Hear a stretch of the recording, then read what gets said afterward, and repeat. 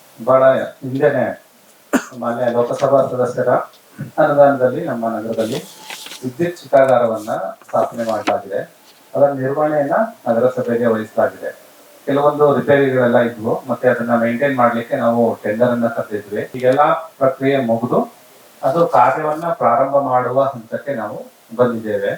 ಈ ಸಂಬಂಧವಾಗಿ ಸಾರ್ವಜನಿಕ ಪ್ರಕಟಣೆಯನ್ನು ಕೂಡ ಹೊರಡಿಸಲಾಗಿದೆ. ನಿಮ್ಗೂ ಅದರ ಕಾಪಿಗಳನ್ನ ನಾವು ಈಗ ಕೊಡ್ತೀವಿ.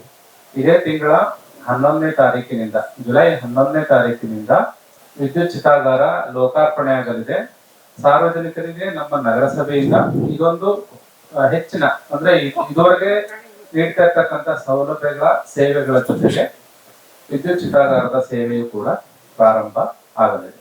ಇದರ ಕಾರ್ಯನಿರ್ವಹಣೆಯ ಸಮಯ ಬಂದು ಬೆಳಗ್ಗೆ 9 ಗಂಟೆಯಿಂದ ಸಂಜೆ 7 ಗಂಟೆಯವರೆಗೂ, ಬೆಳಗ್ಗೆ 7ರಿಂದ ಸಂಜೆ 9ರವರೆಗೂ ಇದು ಕಾರ್ಯವನ್ನ ಮಾಡುತ್ತದೆ.